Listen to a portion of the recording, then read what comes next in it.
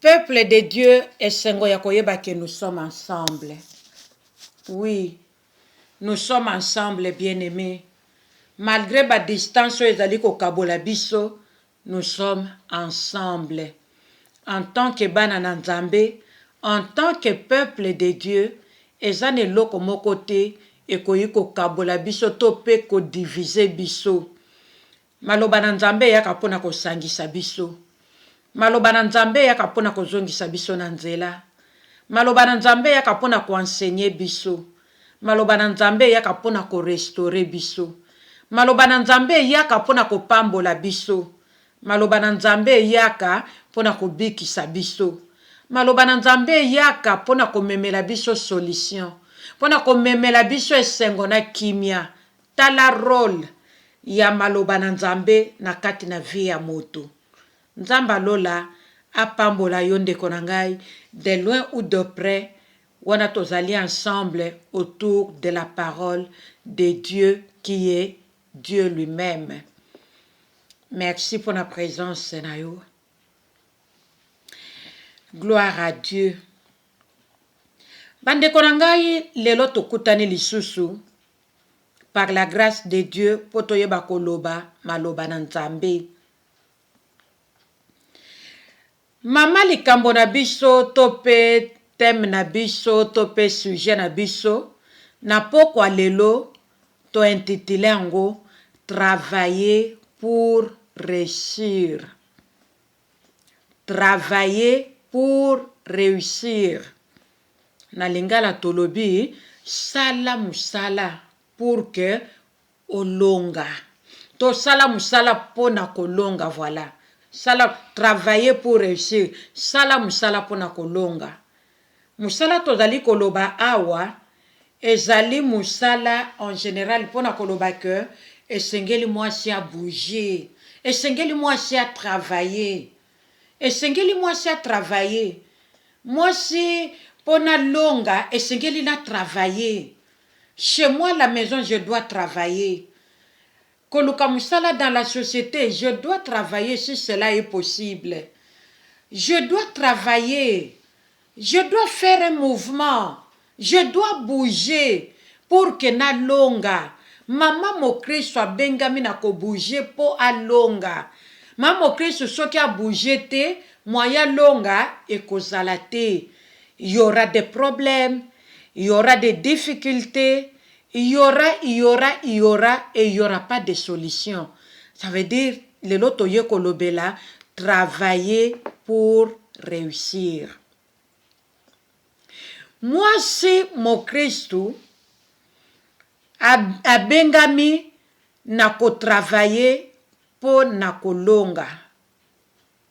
Moi, si mon Christ, en d'autres termes, soki a travaillé te pona vie na ye, pona ndaku na ye, pona libala na ye, pona famille na ye, ye mobali na ye na bana na bango, soki o travaillé pete pona société, ye baki avenir ya lobi e kozala na sens te.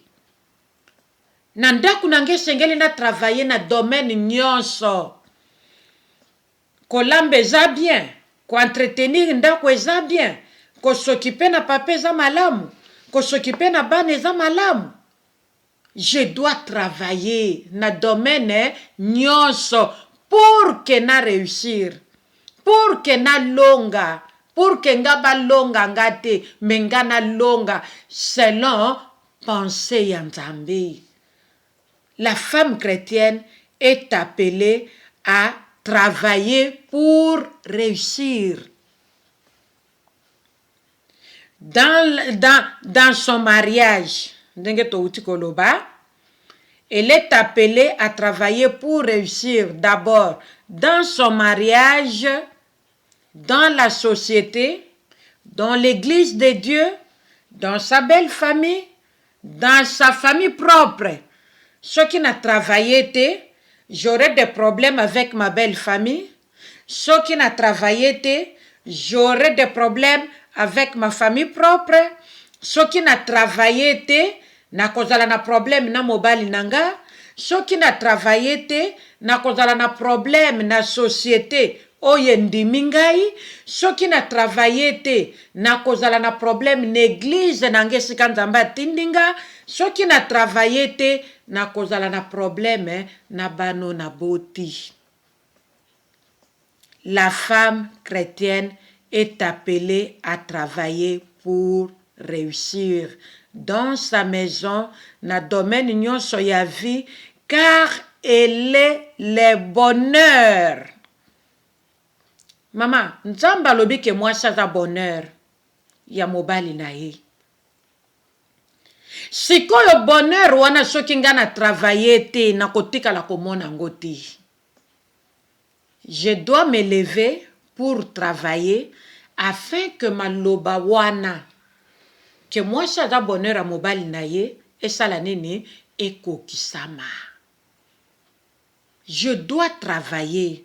Ma sœur, tu dois travailler. Jeune fille, tu dois travailler à partir de maintenant. N'attends pas demain. À partir de maintenant, tu dois travailler. La femme doit être appelée à travailler pour réussir ndenge tolobi, car elle est le bonheur et aussi une grâce que son mari obtient de l'Éternel. Maman, Bible lobi ke yo za bonheur. Pe na nzela na yo, mobali azo trouver grâce, azo zwa grâce na nzela na Nzambe. Maman, so to comprendre biloko yo te, toko sala le contraire. Na oyo maloba Nzambe zo yebisa biso, pe kozala malamu te. Na tango eza malamu te, so biso to comprendre écriture oyo te, so biso to comprendre parole oyo te, mokile kotiola Nzambe. Bamiso bakoloba nakoya na nga te, eloko nini eza kuna. Yo mto za kuna eloko nini oza nango, nga kutu naza bien. Il y a des gens qui disent ça. Ezala basi, ezala mibali. La femme chrétienne est appelée à travailler pour réussir ba maman. Nga bonheur, nga grâce. Pona mobali nanga, je dois me lever et travailler pour que cette parole s'accomplisse dans ma vie, dans ma maison, dans mon mariage, pourquoi pas dans la société et pourquoi pas dans l'église de Dieu pour l'avancement de cette œuvre qui a coûté la vie de notre Seigneur et Sauveur Jésus-Christ. Bien-aimé, nako rappeler pour nakoloba ke mariage ezali lokola une entreprise. Tosi tolobela makambo yo. Libala ezali lokola une société. Libala ezali lokola une entreprise. Donc, l'homme et la femme doivent travailler durement pour vivre heureux. Alléluia. Oui, bande konangai. Libala ezali entreprise. Moi, sina mobali, ba bengami pona ko travailler durement. Ma sapote. Maman, laissons de blaguer. Ngana sina sali belé. Nzoto pe lembi. Oui, maman. Quand tu te fatigues de travailler, yeba que quand tu te fatigues de travailler, quand tu te fatigues de te lever pour travailler, yeba ko kitisi maboko. Natango kitisi maboko, maman. Bonheur. Na grâce oyo Nzambe alobi ke yo zali. Okomona ngo ya solo. Tozwa conscience. Na maloba tolobaka. Pe na ba comportement msu to afishaka. Libala ezali une entreprise. Oyo mwasi na mobali nazo zongela. Esengeli na bango basala durement. Pour que baye bako vivre heureux. Pour que bazala batone sengo. Libala ezali une entreprise. Oyo Moi sina mobile sengeli ba travailler awa nazolo bela mingi mama parce que za émission ya basi na koko kota pe na papa mais na ko vanda mingi na mwasi. Je crois que toyoka na ka place wana ezali une entreprise oyo mwasi abengami ya kozala moto kasi mokila te parce que na kati ya mwasi il y a la vie. Mama ngande na pesaka vie mwasi nde apesaka vie siko soki yo lingi ko travailler te okopesa vie ndenge nini même mwasi soki akumbizemi malgré oyo nyonso ya koyi kokutana nango na kati ya grossesse wana mais mwasi nyonso akosala ke non malgré fatigue mais mwana nzambe apesi nga lipamboli na nga nayeba kobomba ngo kobatela ngo malgré ke nazoyoka lisusu gu ya kolia biloko nalingaka te malgré ke na perdre appétit malgré ke nazokoka kotambola te nga nazaka mwasi okende mosala le premier jour ya grossesse ti 9e mois ekoka mais mwana oyo asukisi ngai mais mama nyonso akozalaka yake non lipamboli na nga nzambe apesi nga malgré ke nazokoka kotambola te mais nabomba nabatela mwana asala nini abotama. Ça veut dire que cette maman-là travaille pour voir la naissance de son fils ou bien de sa fille. Oyo nzambe apesi ye lipamboli. Même pendant la grossesse, la maman doit travailler pour éduquer cette femme à venir de demain. Pour éduquer cet homme à venir de demain. À partir ya libumu, la maman doit travailler. La maman doit travailler. Pona kobanda ko éduquer. Mwana azana libumu. Moi si to mobile. Avant sa naissance, na kati ya libumu. Nous avons déjà parlé de ces choses. Maman to papa, les parents de l'enfant ont le plein droit ya kobanda ko sola na mwana na bango na kati ya libumu. Kobanda ko pesa ye éducation ya bonzambe na kati ya libumu. Akobanda déjà kozwa l'éducation kuna. Éducation solide. Éducation papa na mama ko pesa mwana na ye, éducation ya maloba na nzambe. Na kati ya libumu avant ya botama. Mwana botama déjà na connaissance ya nzambe.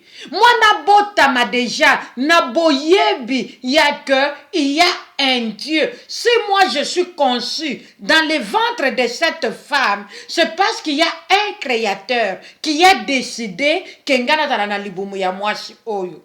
La maman doit travailler.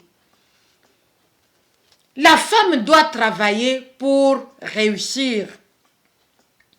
Bande konanga relation nyonso ezali kosenga travail. Il n'y a aucune relation qui peut passer inaperçue na bombo ya moto. Moi si to mobali sans que musale salema. Lelo kokozala o se créer amitié na moto. Mais tu dois prendre soin. Esengeli o travailler pour na ko soigner relation wana, contact wana. Pour que yo yeba ko réussir na nzela ya contact wana. Quand nous parlons de contact, tozolo baba contact na ba pagano te. Mais nous parlons de contact entre biso na biso bana na nzambe.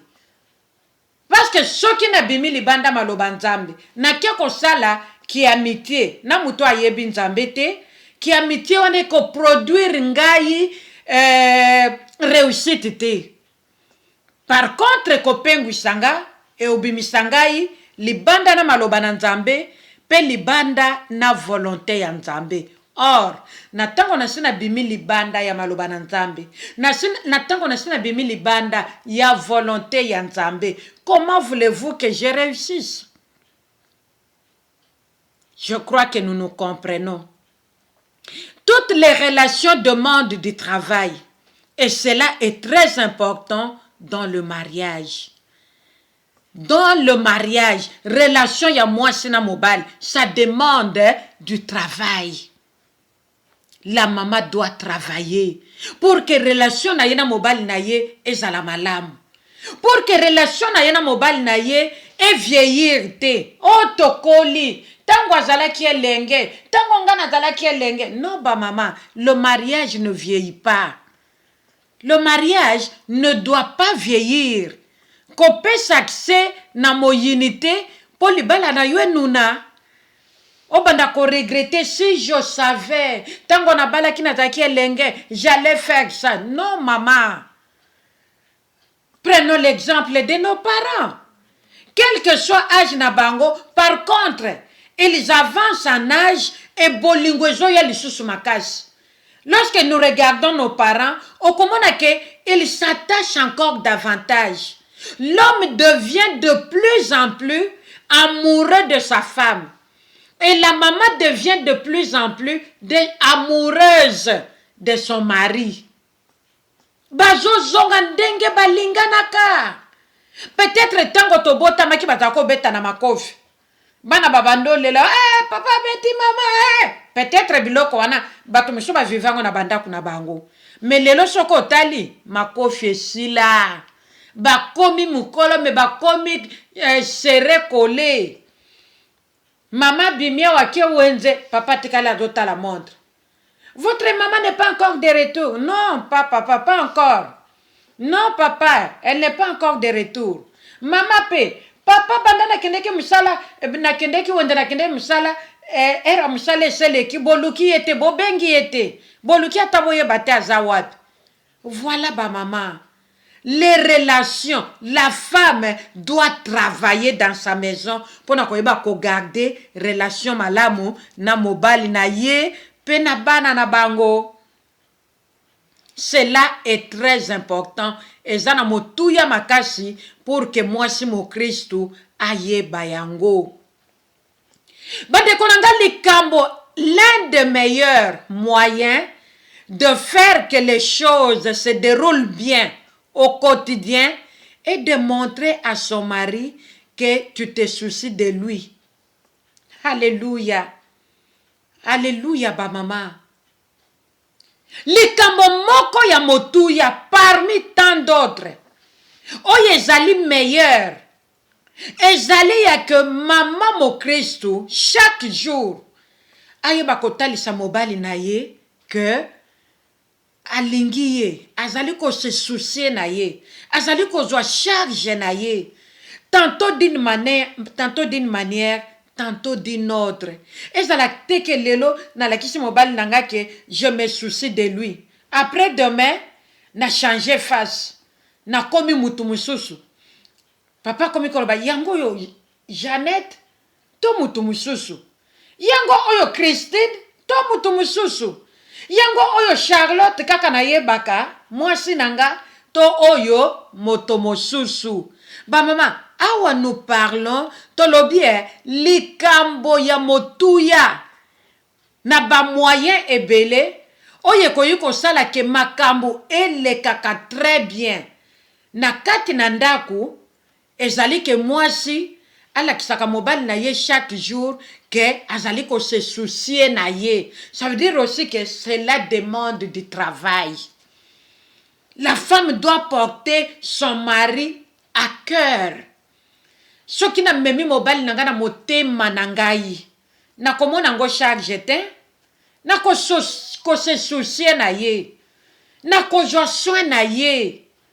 Na kotalise bolingo na ngai ndenge na lingaka ye le premier jour, malgré notre âge, malgré le nombre d'années oyo tosi tolekisi ensemble, na kotalisa ye ke na lingi ye, na kozala toujours pene na ye, pona koyoka ye, pe pona koyeba kosunga ye, travailler pour réussir, pona yeba ko gagner mobali nanga. Je dois travailler, mes sœurs.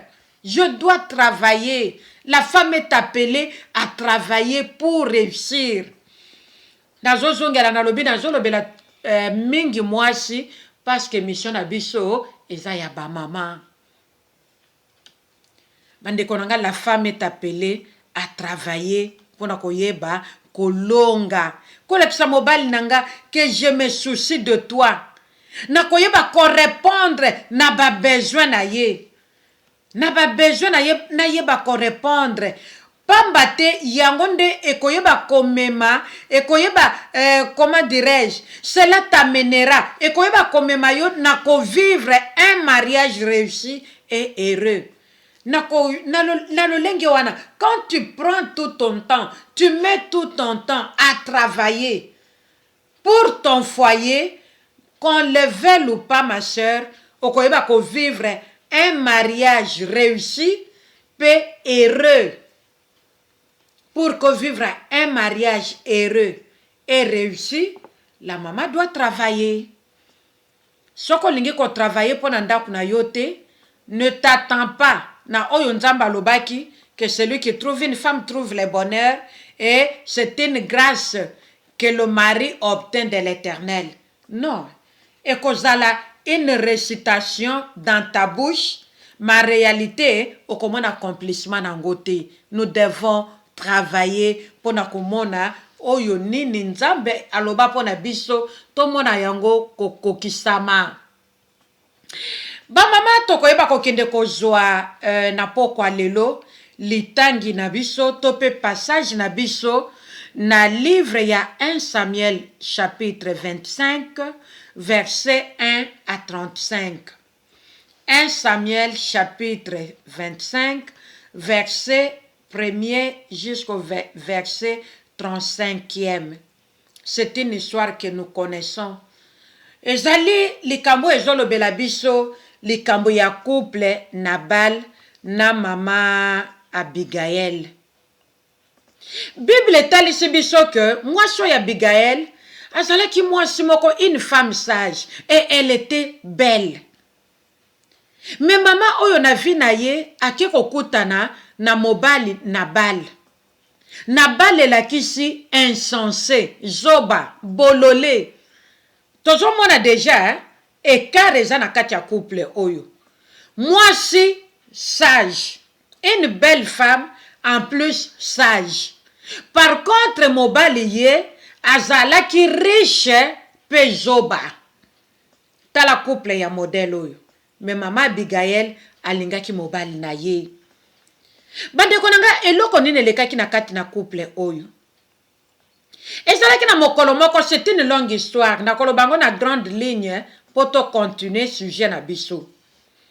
Ezalaki na mokolo moko roi David nzale kotaki na mboka na ye. Atindi pe basali na ya lobi bokende kokutana na ndeko Nabal.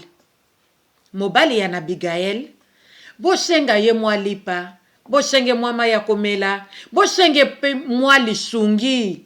Parce que David ayebaki ke tango pasi pe zalaki koto ya Nabal, ye pa sungaka bango.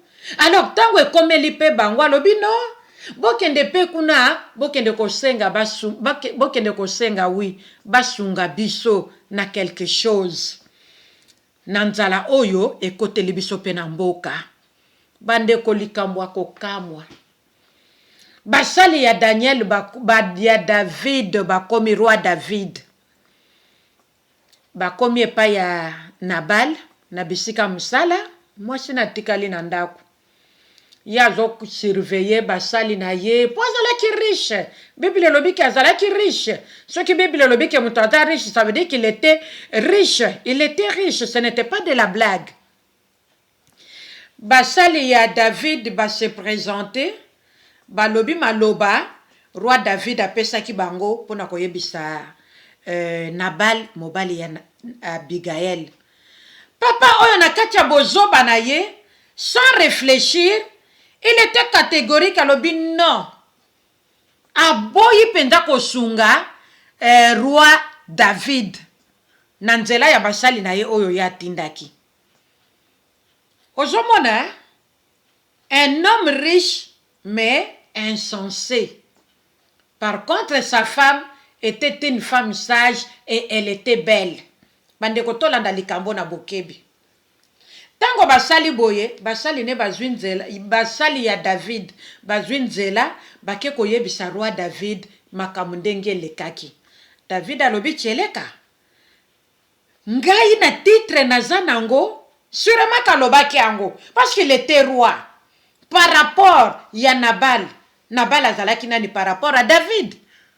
S'il était riche, ça veut dire que David était plus riche que lui. Alors David alobi tcheleka. Alobi ngai. Nakokende kotalisa Nabal. Soki tongo etani.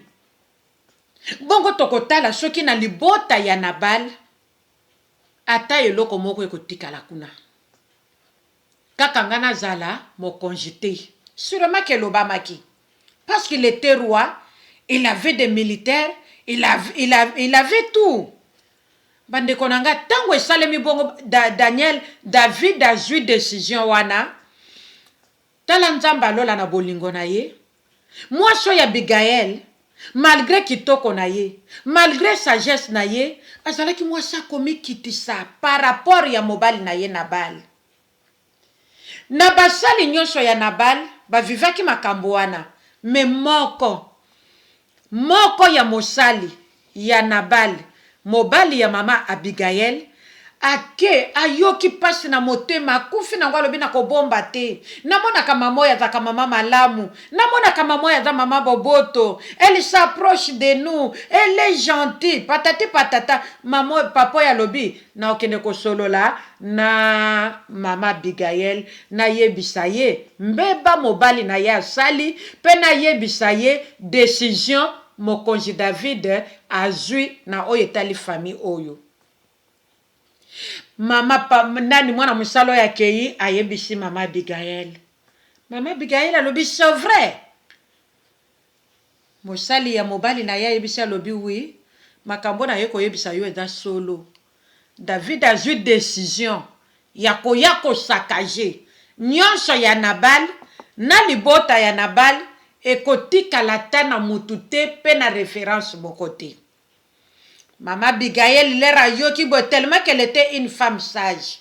Mama yo Bible lobi akangi oyo ya kokaki kokanga, azu oyo ya kokaki kozwa, akei kokutana na roi David. Bible lobi kokende mama ya kendeki, akutani na David asabimi. Na basali na yepe basiba mati sur les chameaux, bazo ya bitumba pona koya kosakaje. Bible lobi mama yo kaka lera moni. Roi David de loin akiti mbangwa buki mabolongo. Alobi mokonzi limbisa. Ngaya Abigail nde na sali mabe. Alobi teke mobali na ye. Afundi mobali nete. Akondane mobali na ye te. Me ya lobi ke ngai nde na sali mabe. Alors, tango asengi boye, c'est une longue histoire ndenge toyebi. Na mokuse Roi David ayokelaki ye. Roi David ayokelaki ye. Roi David azwaki biloko oyo Abigail amemelaki bango lokola lisungi. Pe Roi David ayebisaki Abigail alobi zonga na kimia na ndaku na yo. Bandeko tala la femme Abigail, cette femme sage oyo andimaki bozoba mobali na ye, alati yango pona koyeba ko sauver famille na ye na bomengo na bango bazalaki nango. Nous voyons que cette maman avait travaillé. Maman oya salaki musala, maman mo Christou. Travailler pour réussir. Ce qui Abigail a télémakité, akende à la rencontre du roi David. Ce qui David a mis comme elle qui déjà na bilanga. Il allait saccager. Parce qu'atambola qui est mon côté. Atambola qui na batunaye, na ba chameau, ba yaki avec décision. Ya ko exterminer tout. Pe ko kende na ndaku ya Nabal, pona ko kende ko boma nyonso. C'était ça la décision. Mais maman ya lobi non. Ngana ko yiko tika ndaku na nge kufa te. Aza mobali na linga ye na ndenge wana.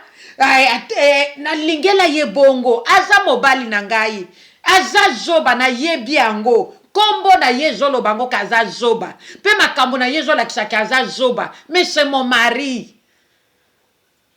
Abigail avait travaillé. pour que vie na ye, couple na ye, libota na ye na Nabal, et ça la nini, et longa. Bah maman, nous devons travailler. Abigail, c'était une femme comme toi et moi. Elle n'avait pas quelque chose de différence. Na lolenga ya biso ya basha lelo. Kaka ndenge biso tozali, ndenga Abigail azalaki. La question que je peux me poser, na moment où nazo ke zomatanga na motema, est-ce qu'Abigail connaissait la parole de Dieu? Est-ce qu'elle était enseignée des choses de Dieu? Ndenge biso tozo ye kolango lelo. Seul Dieu connaît. Mais ce que moi je sais, Oyo Bible Tali Singai, c'était une femme de bon sens. Azalaki moi si, ya makambu malamu. Maman, pour travailler, à cause ya réussite, yanda kuna yo, et sengeli mama Kristo zala, moi si ya makambu malamu. Et sengeli zala moi so ya lenda. Moi so ya yebi maloba na nzambe. Moi so ya zo mikitisa na liboso na nzambe. Moi so ya zo pesa nzambe place à gloire, place à nkembo, place ya mokonzi na bakonzi, place lombe mobali ya mérité. Abigail alobi non, ngana kotika ndako na nge kufa te, ni mobali na ngai, parce que soki azalaki zoba, mbela lobi roi David, biki sangai na famille. Mutu asalaki makambo wana Nabal, mobali na nga. Yende zoba, ndenge kombo na ye zolobela ngo. Soko kozwa décision, ezala po na ye. Nga kutu naza concerné te, famille na ngeza concerné te. E boma kaka ye moko Nabal nde zoba, akene na bozoba na ye. Comme ça, yo kama watala biloko sengaki aide, yango na ye li yo metikela nga richesse. Lelo tozo mona biloko wana na mokili. Towuti kolanda couple en danger il y a pas longtemps ici. Makamwane lobami. Ndeko moko abomi mobali. Poati kala na bomengo ya mobali. Bazaki ko travailler ensemble. Moi si soki loko nini na benga ngo molimo maba koteli ya latiye. Alobi no. Malamu mobali akende comme ça ngana tikala na bomengo nyonso. Bandeko nanga motema nini wana.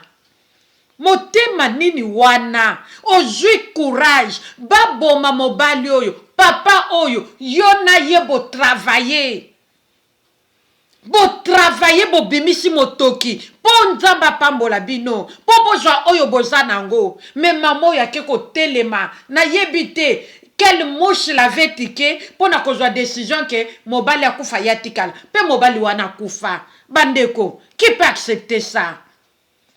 Wane za biloko toko ko lobela te ba mama. Oboma mobali. Po yo tikala na bien matériel. Yo ko tikala éternellement awanase. Dieu nous dit que nous sommes des passagers, nous sommes des passagères. Boma ye abu akufa na yenga na tikala na bomengo. Bandeko. Na yoke loko na yoke salinga pasi na motema. Ngana lobi mwana mwasi azaki na motema ndenge nini. Mais Abigail, c'était le contraire de cette femme. Atalaki kitoko na yete, atalaki sagesse na yete, make kokutana na roi David. Pona koyeba ko défendre mobali na ye, alobi eza na bali te, mezalinga yi. Ezalinga Abigail, mokonje tala biloko sengaki yango na ye nango. Mokonje zanga yokanga mawa, amikitisi, abuki mabolongo liboso na Daniel, ya David. Oh, pourquoi je parle de Daniel? C'est plutôt David, roi David.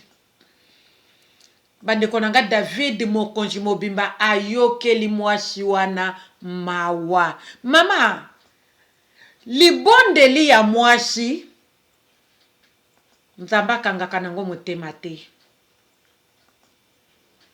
Nous devons travailler, ba maman. Même la prière pour nos maisons, pour nos couples, maman. Nous devons travailler. David Muto Nzamba Keli, Abigail alobika ninga lobaki wana na sagesse. David alobi na ye, rentre en paix chez toi à la maison. Surtout tantôt tangango. De 1 au verset 35. 1 Samuel 25.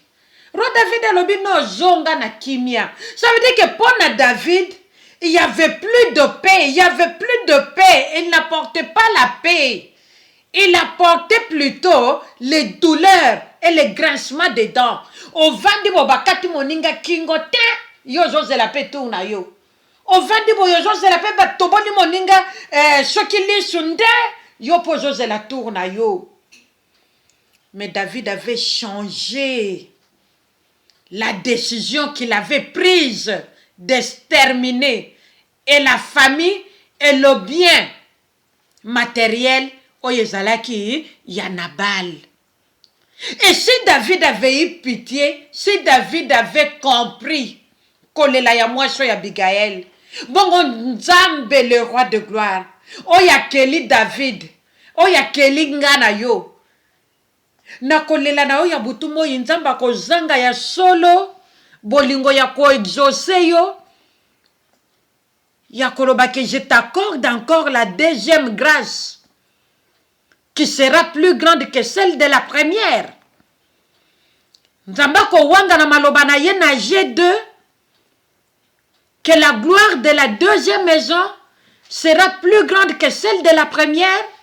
Moi, je ne crois pas, maman. Nous devons beaucoup travailler, les femmes chrétiennes. Waouh! Nous devons beaucoup travailler, mes sœurs. Nzamba pesi biso kombo ya lokumu. Nzamba pesi biso kombo monene. Kombo ye sengo. Kombo ya kimia. Kombo ye sengeli. Et sa gloire na Nzambe. Bisika nyoso tozo leka. Nous devons travailler. Mes chères sœurs. Nous devons beaucoup travailler. Pour que biso tozala basi ye sengo. Tozala basi ya baso yo balonga. C'est ça la pensée de notre Dieu. Comment peux-tu aider ton mari et travailler pour ton mari si tu ne sais pas quand cet homme se fâche, quand il est content, quand il est satisfait ou non? Eh ben maman, on m'a dit que comme ça un péché kabiso to yeba ko travailler pour na banda kuna biso. Obaleli na mobali ya 2 ans. Obaleli na mobali ya 6 mois. Obaleli na mobali ya 10 ans, ya 20 ans, ya 1000 ans. Mosala kano effort ya koyeba te mobali na yo asilikaka l'air nini. Ba conversation ya modèle nini na supportaka te. Oyebaka te mobali na yo azalaka content nesengo na moment nini. Oyebaka te mobali na yo dalaka satisfait ya kotondisama na joie ya kozala mobali na yo. À quel moment oyebaka ngo te? Oyebaka te mwa makambo ebele oyebaka na yo te. Mais c'est que quand tu ne connais pas ton mari, quand tu ne connais pas ton homme, yebisanga, comment tu dois travailler pour réussir na kati ya ndako na bino? C'est inconcevable. Na ko travailler na muto yo na yebi ke kanda ne zalaka mosika te. Na muto na yebi ke azalaka tout le temps bon pas si pona komona ye nesengo. Makamune est un peu compliqué, on dirait moi na lipasa, on dirait moi na nchuka. Mais soko yebi ete bande konanga yebi sangai. Comment tu peux travailler pour ton mari afin que yo na ye boye bako s'épanouir na kati ndaku na bino? Travailler ma sœur pendant ko yeba ko réussir na couple na yo. Peut-être na ba problème ozana ngona kati ndaku, sûrement que nano yoka no likambo aboyete ozo yeba tena bandela wapi na simba wapi. Yango no bimina histoire mobimba ya ndaku na yo o lobby yango partout, église nyonso bayebi, quartier ovandaka bayebi, famille na yo bayebi, famille mobali bayebi, mais ozwi na yo consolation ata moko te na problème moko. Mama Abigail akenda ko beta porte panani. Mama Abigail akenda ki ko luka nani. Mais ye moko Ndenge tozoloba na yebite balobelite. C'était une femme chrétienne ou bien kaka une femme normale boy. Mais maman yalobi, moi Abigail, je dois aller rencontrer le roi David. Au travers de moi, il doit changer sa décision. Nga nako perdre mobali nangate, nako perdre moko yandaku nangate, nako perdre pe richesse na bisote, nako perdre angote. À cause ya bozoba ya mobali nanga, nako perdre angote. D'ailleurs nake koyebise ke nga inde fautive. Ce n'est pas mon mari, mais c'est moi. Maman, soki yela kiyope na modèle wana. Okozwa les devants, oyebisa batuke, ce n'est pas ton mari, mais c'est toi. Tu peux faire ça, maman. Ce qui peut koyoko sala ngol nenga Abigail a salaki. Gloire à Dieu. Nous rendons gloire à Dieu. Nous rendons gloire à celui qui nous a créés femmes. Et nous lui disons merci pour la sagesse yozanango katina yo. Abigail a sombi likambo, amilati si likambo, le contraire na basi lelo. Moi c'est lelo comme on a, quand tout va bien, c'est moi. Mais quand ça ne va pas, à pointer mon sapier pas mobali. Yende.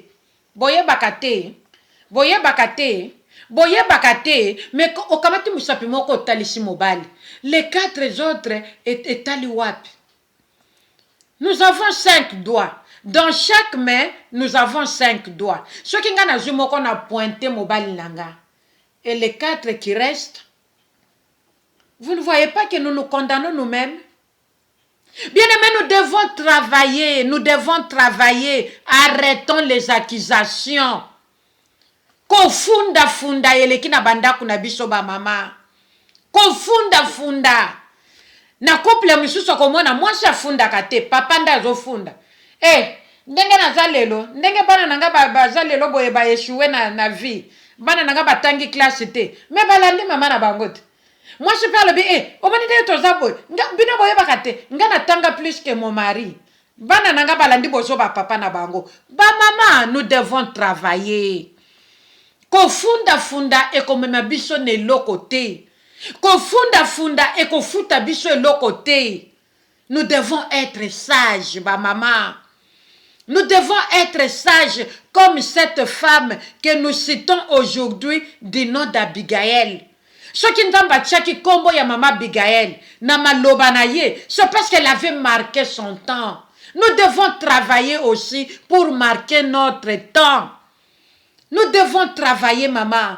Moi, si mon Christ au bengami pour travailler. Moi, si mon Christ au bengami pour réussir. Moi, si mon Christ, tu dois travailler. Au bengami yonangai. Nga pena za concerné. To bengami bisonyo sobasi pour travailler. To longa. Parce que nzamba kela biso ba misérable te. Nzamba kela biso pe ba malheureux te. C'est pourquoi le bina biso. Moi, si aza bonheur. Ya mobali na ye. Père continue lobby, c'est une grâce que le mari obtient de l'Éternel d'avoir épousé cette femme-là qui est bonheur. Est-ce que maman, est-ce que le yoko yoko za la bonheur, oko yoko tele makobeta tolo, kolo bakenga na ta bonheur anda kunanga? Parce que na teste na biso, nous avons vu maman Abigail était, elle pouvait dire que azalaki bonheur yanda kunaye. Si elle était vivante aujourd'hui, elle allait se lever pour na koloba kenga ya Abigail naza bonheur nanda kunanga, naza bonheur ya mobali nanga, naza bonheur ya famille nanga mobimba. Pe mobali nanga a eu grâce de m'avoir épousé moi Abigail. Alléluia. Tala fierté oyo mama mo Kristu akoko zala nango na tango mamo ya yebi sekele par rapport na couple na ye par rapport ya libala na ye. Ça fait la fierté de la femme. Lorsque la femme se retrouve que moi aussi dans ma maison, chez moi dans mon couple, j'apporte aussi un plus. Maman, soki ozalaka bongo ko, maman, zala na yo fier. Si je peux me glorifier, na lo baloko la Paul, que je me glorifie dans le Seigneur. Alléluia. Nazala lolendo ya bato mokilité. Maintenant, il va comme me glorifier dans le Seigneur. Lorsque je vois combien et comment le Saint-Esprit agit à moi, combien et comment le Saint-Esprit m'enseigne les choses de Dieu et il m'aide. Yako tiango na misala, maman, je dois en être fière. Ça, ce n'est pas l'orgueil. Oh, la Bible les a qu'on défendre biso. Je dois en être fière. Parce que je comprends ces choses. Parce que ma soeur comprend ces choses que tout le monde ne peut pas comprendre. Maman Abigail, elle était la fierté. Elle avait fait la fierté de son mari. Batuba yebaki. Mwana musalo yake neko solana Maman Abigail. Atali Maman Lobi. Patron denga zawana. Moi yekutu biso to solo la na ye ezate po ayoka kane mutute. Maman, on a toujours besoin d'un plus petit que soi. On a toujours besoin d'un plus petit que soi. Bande konanga to longola lolendo. Ngainde. Couple na ngainde. Mobali na ngande. Ngainde. Bana na ngande. Couple msusu koyiko s'épanouir te. Kakangai. Biloko wana. Eko sala ke. Ekimisa. Bana na nzambe pene na biso. Et toujours vivre encore déjà dans l'église, même dans le quartier. Mais ils se disent chrétiens. Cette maman-là est engagée à l'église. Elle prêche. Elle est. Mais so totali bizaleli na ye comme kaka mbote batu bakimi mbote batu bakimi bakomi ko se détacher na ye pona nini bizaleli mabe to yeba ko travailler na nu pona biso moko to longola lolendo to longola lokuta to longola moyibi tolongola kindumba totika ba mama totika biloko ya mabe totika nanu kolangwa masanga yo lobi mwasi mo Kristu vera masango tika te olobi mwasi mo Kristu kobenda likaya otika te. Maman, nous devons travailler aussi pour nous-mêmes. Nous devons travailler aussi pour nous-mêmes ba mama. Tous à la base selon la pensée de Dieu. Tous à la base pour la gloire en Nzambe. Tous à la base oyo Nzamba zo luka, oyo Nzamba zo tchela motema, oyo Nzamba zo talela, oyo Nzamba zo zela ba mama. Abigail alobi ngainde asombi faute ya mobali na ye.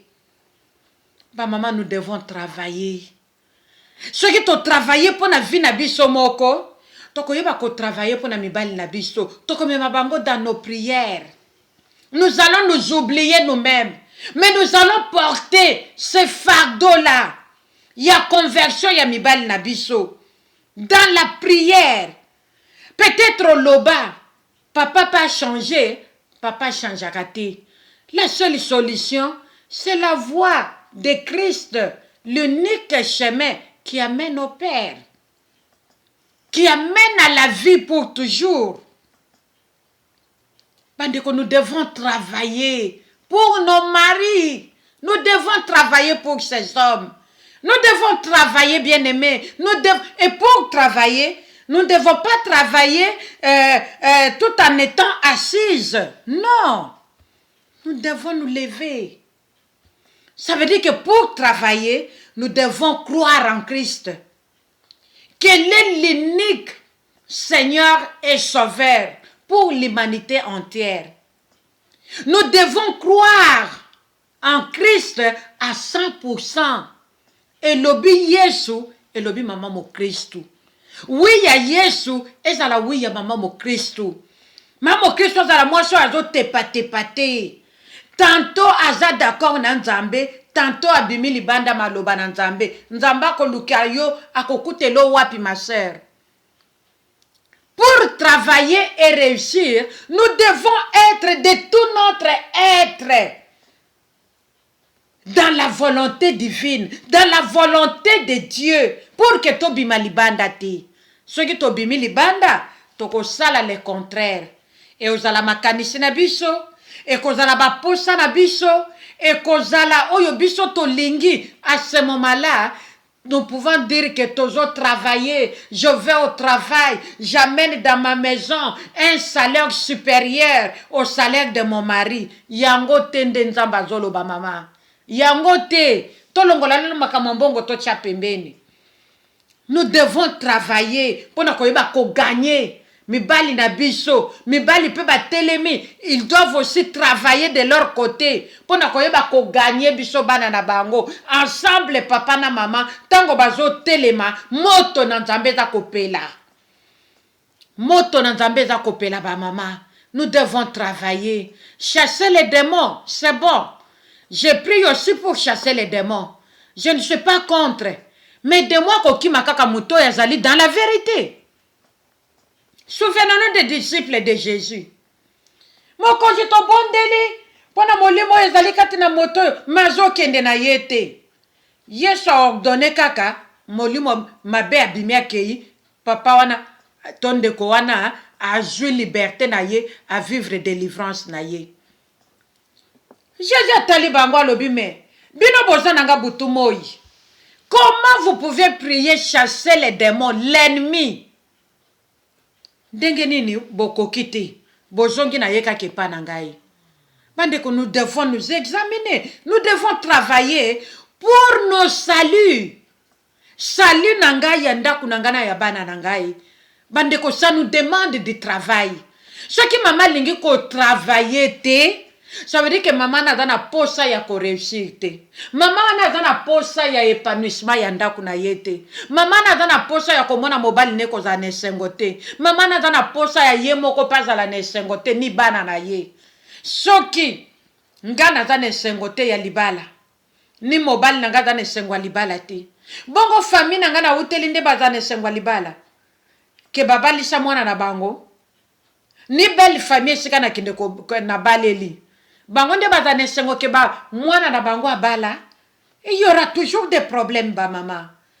Et pour éviter ce genre de problèmes, pour éviter ce genre de quiproquos qui règnent toujours dans nos maisons, qui dominent toujours dans nos maisons, qui prennent toujours la place que Jésus-Christ devrait prendre, bah maman, nous devons travailler. Nous devons travailler. Pour travailler, nous devons aimer la parole de Dieu. Ndenge mission zo le kaboye, ozo sala na sujet oyo sujet na yo.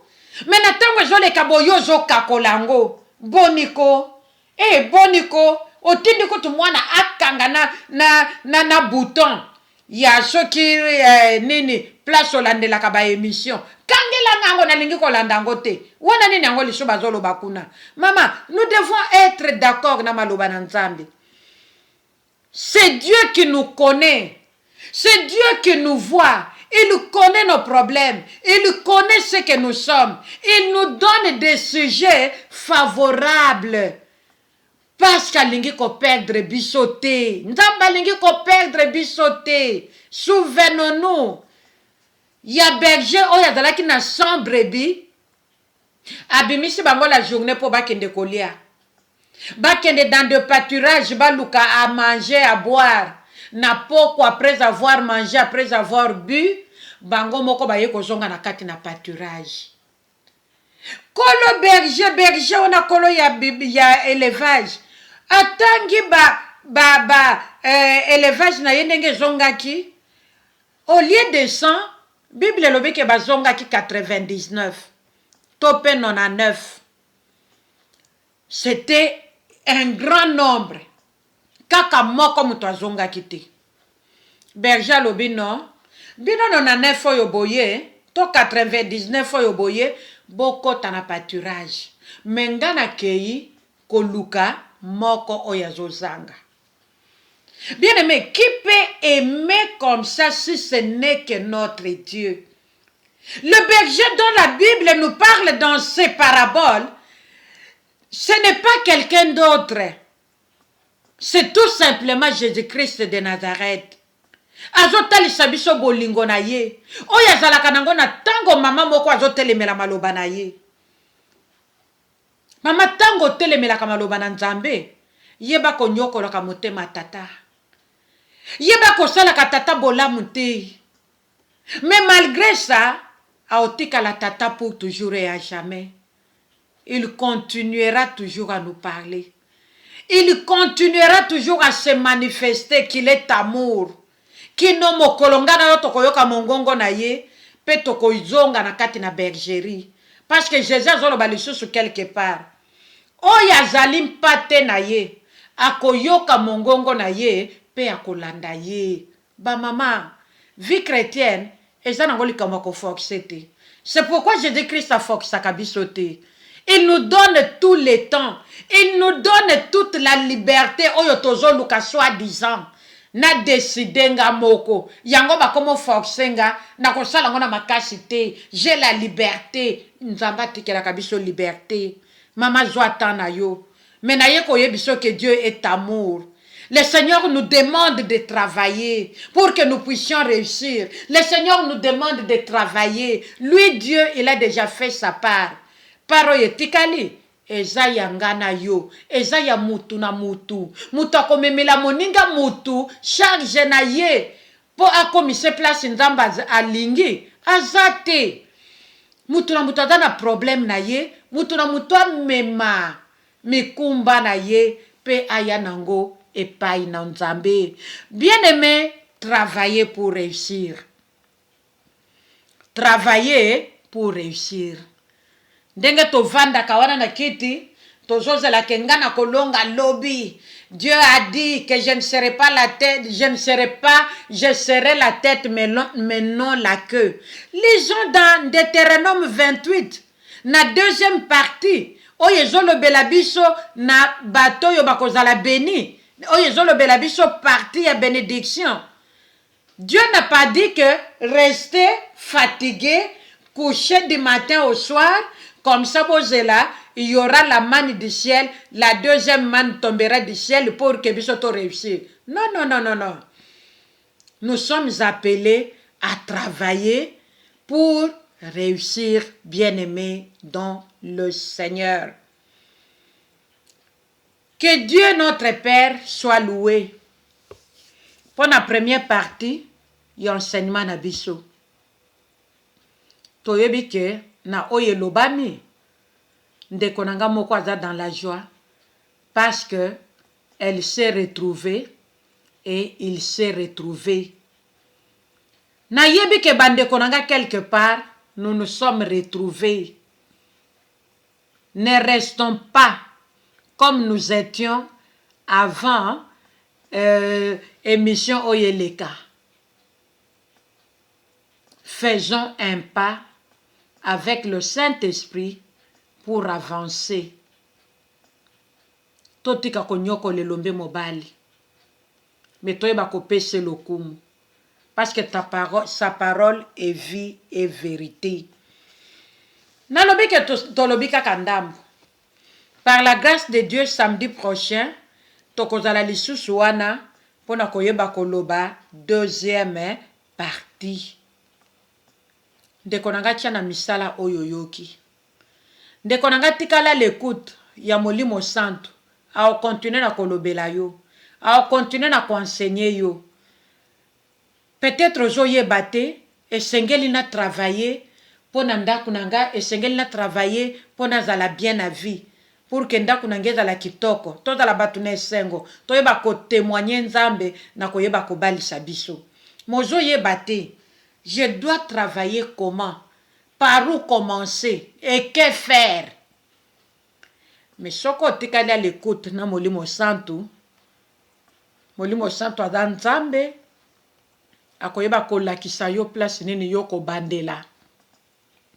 Place nini okoyeba ko telemela, pona koyeba ko bongisa, afin que Nzamba lola telema na kati ya ndaku na yo, pona koyeba ko sala bolamu ebele.